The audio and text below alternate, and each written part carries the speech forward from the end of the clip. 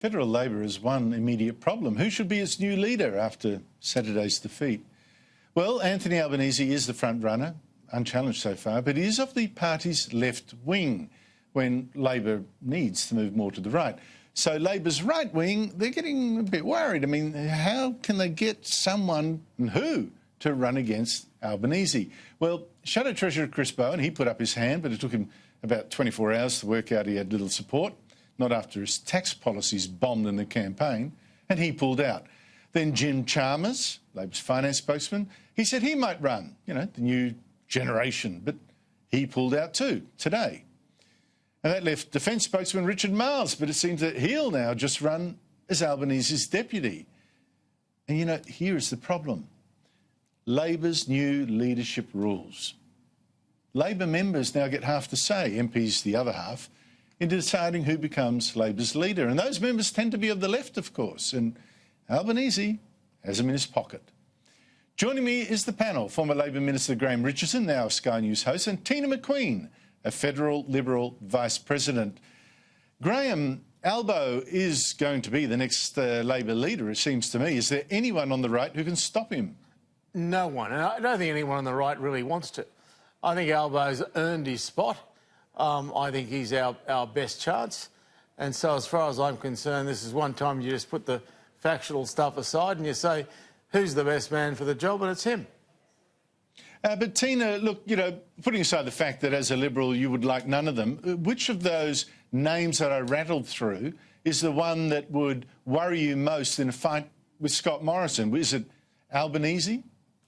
Oh, Andrew, look, I've got a lot of time for Albanese, but I think the problem is not the person they put up. I think the problem, their policies, and they should be looking at that first.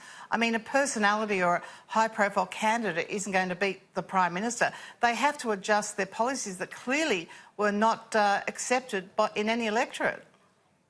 Tina raises the thing that always puzzles me too, Graham. It seems to me that both parties first decide, oh, who's the most popular, you know, or got the numbers or whatever, before they decide what the direction is that they need to take the party. Because sometimes wrong person, no matter how good they are for the job. Vis-a-vis, I'm talking about Malcolm Turnbull, for instance, a man of the left. He couldn't possibly do what was needed to take the fight on global warming up to Labor. Yeah, that's true. But in Anthony's case, I think Anthony's the right one because he knows he hasn't got all the answers. I mean, the Labor Party's a bit different to the Liberals. The leader doesn't rule on his own. The leader has to be collaborative, has to be talking to other people. And Anthony is that sort of consensus guy. He's not going to try and force anything down people's throats. He knows he's got to take the party with him. It's Anthony Albanese's time, and I'm glad to see it. It's been a while coming, but I'm quite excited by it, Andrew. I mean excited, because I think he'll give us a great lift.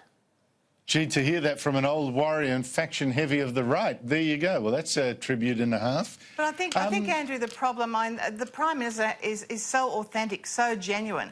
And I think as great as Albanese is, I think it's going to be difficult for him, from his left background, to try and put forward policies that will be popular when he's clearly not going, his heart isn't going to be in it. Well, it depends, doesn't it, a little bit, Tina? But at least I think he doesn't look like he's up himself, and he doesn't look remote or anything like that. But Tina, Tony Abbott's interesting, though. He was attacked for not quitting Parliament after losing the Liberal leadership. Should the media now be demanding that Bill Shorten also quit Parliament after losing his leadership? Well, Bill Shorten should go because he was voted out. In Tony's case, he certainly wasn't voted out. It wasn't the people's choice. I think Tony had every right to stay and fight the good fight, but I think Bill is a different case. Clearly, he was not popular at all anywhere and should go, so he doesn't damage the Labor Party, and they have a bit of a chance with Albanese. I couldn't disagree more. If you look at it, you get elected by the people of Maribyrnong in his case. So you've got those people elected. You can't then say to them a couple of weeks after the election, well, I didn't win, so I'm going to take my bat and ball, go home, throw the toys out of the cot or whatever. You can't do that. I think he's doing the honourable thing and staying on for 3 years because that's what the people of his electorate elected him for.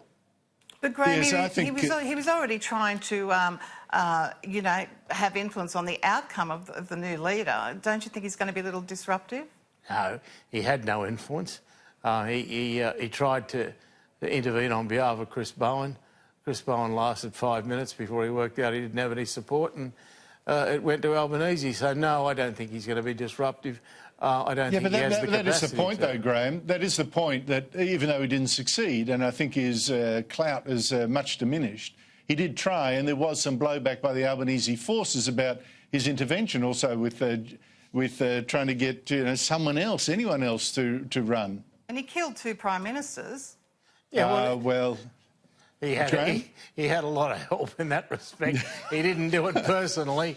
There were plenty of knives out at 2 Brute. They couldn't find out who Brute was in this occasion.